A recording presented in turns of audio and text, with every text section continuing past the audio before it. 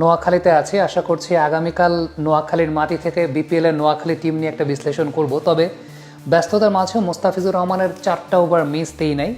এখন পর্যন্ত 8 ম্যাচে 15 উইকেট নিয়ে আইএল টি20-র দ্বিতীয় সর্বোচ্চ উইকেট শিকারীর নাম মোস্তাফিজুর রহমান। আমাদের মোস্তাফিজুর রহমান একটা ফ্র্যাঞ্চাইজি লিগের এই মুহূর্তে দ্বিতীয় সর্বোচ্চ উইকেট শিকারী, তারই সতীর্থ আরেকজন বোলার যিনি এই মুহূর্তে শীর্ষস্থানটা লিড করছেন। আশা করছি মোস্তাফিজুর রহমান হয়তোবা তাকেও টপকে যাবেন এবং তার দল বেশ ভালো মতো এগিয়ে যাবে। আজকের দিনটাতে মোস্তাফিজুর রহমান কিন্তু যে উইকেটটা পেয়েছেন সেই উইকেটটা পেয়েছেন একটা সিম আপ ডেলিভারিতে। নর্মালি মোস্তাফিজুর রহমান উইকেট পাওয়া মানে সেটা roll off the wrist cutter, but seam up scramble seam ডেলিভারিতে তিনি উইকেট পেয়েছেন, জোরের করা বলে উইকেট পেয়েছেন। এবং আজকের দিনটাতে যে বিষয়টা উল্লেখ করার মতো ছিল তা হচ্ছে একটু জোরের উপর করা বলগুলোতে মোস্তাফিজুর রহমান এফেক্টিভিটিটা বেশি পেয়েছেন। পাওয়ার প্লের মাঝে 2 ওভার বোলিং করেছেন, তারপর পাওয়ার প্লের পরে তিনি আরও 2 ওভার বোলিং করেছেন। ডেথ ওভার্সে একদম লাস্ট ওভার্সে গিয়ে একটু এক্সপেন্সিভ হয়েছেন, সেক্ষেত্রে 2টা স্লোয়ার বল ব্যাটার আগে থেকে প্রেডিক্ট করে ফেলেছে এবং মোস্তাফিজের লাইন ম্যানেজমেন্টটা ঠিক ছিল, কিন্তু লেন্থ ম্যানেজমেন্টের জায়গাটা কাটার অনুযায়ী একটু পেছনের লেন্থে বল তিনি পিচ করে ফেলেছিলেন। সেটা হতে পারে, যে কোনো একটা দিন এরকম যেতে পারে। তবে যেই বলটাতে মোস্তাফিজুর রহমান উইকেটটা পেয়েছেন সেটা একটা সিম আপ ডেলিভারি ছিল, স্ক্র্যাম্বল সিম ওয়েতে গেছে এবং পেসেও বিট হয়েছেন ব্যাটার এবং সেই সঙ্গে বলটা কিন্তু পপ করেছে, সেখানেও বিট হয়েছেন। এই ধরনের বলের ক্ষেত্রে কিন্তু Mustafizur Rahman roll off the wrist করেন না। রোল অফ দ্য রিস্ট না করে বলটা স্ট্রেইট মানে একদম দেখিয়েই তিনি বলটা করেন। তবে এই জায়গাটায় একটা বৈশিষ্ট্যের জায়গা হচ্ছে, আপনি খেয়াল করে দেখবেন যে তার সিমের পজিশনটা থাকে কোথায়।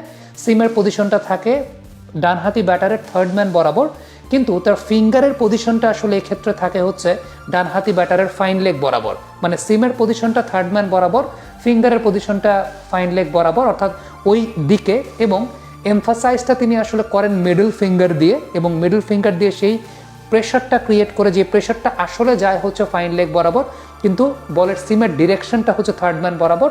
এবং সেই বলটা আলটিমেটলি জোরের সঙ্গেই স্ক্র্যাম্বল সিম ওয়েতে গিয়ে কাট করে বেরিয়ে যায়, জোরের সঙ্গে কাট করে বেরিয়ে যায়। মাইন্ডেড, এটা কিন্তু স্লোয়ার ডেলিভারি না মুস্তাফিজুর রহমানের, এটা জোরের সঙ্গেই কাট করে বেরিয়ে যায়।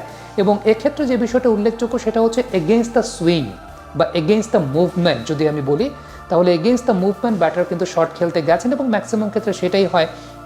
মোস্তাফিজুর রহমান যখন বোলিং করেন এগেইনস্ট দ্য মুভমেন্ট খেলতে গিয়েই আলটিমেটলি ব্যাটাররা সেটা ডিসিভড হন। এক্ষেত্রে তো পেস ছিল, পেসের কারণে আরও অনেক বেশি মাত্রায় ডিসিভড হয়েছেন। অন্যান্য সময় দেখা যায় যে মোস্তাফিজ যখন স্লোয়ার করেন সেটা এত বেশি স্লোয়ার থাকে, ব্যাটার চিন্তা করে যে আমি হয়তো বা এগেইনস্ট দ্য মুভমেন্ট লেগ সাইডে টেনে টাইমিং করতে পারবো, কিন্তু দিন শেষে আসলে একটা মোটামুটি বড় ধরনের ধোকাই খান। বাট যখন জোরের সঙ্গে মোস্তাফিজ এই কাটগুলো করাতে পারেন, ডেফিনেটলি এটার জন্য আসলে পার্টিকুলার কোনো ধরনের সারফেস থেকে যে বেনিফিট পান বিষয়টা সেরকম না।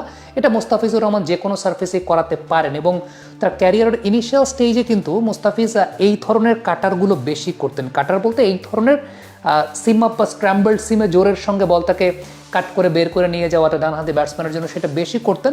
ওই সময়টা আবার তার লেন্থ ম্যানেজমেন্টের জায়গাটা একটু সামনের লেন্থের জায়গাটা তিনি বেশি ব্যবহার করতেন। তবে এই ধরনের সিম আপ বল করার সময়ও কিন্তু রিস্টের একটা মোচড় তিনি দেন, কিন্তু ওই যে তার স্লোয়ার ডেলিভারি যেটা roll off the wrist delivery যেটা সেটার মতো আসলে না, কিন্তু একটা মোচড় তিনি দেন, যেটা আলটিমেটলি তার ফ্লেক্সিবল রিস্টের একটা বড় পরিচয়ও। কিন্তু আদারওয়াইজ তার আরেকটা যে বোলিংয়ের বৈশিষ্ট্য যেটার জন্য তিনি প্রমিনেন্ট সেটা হচ্ছে রোল অফ দ্য রিস্ট কাটার, যেটা মোতায়া মুরলীধরন যদি একটু জোরে বোলিং করতেন ব্যাপারটা যেরকম হতো সেরকম।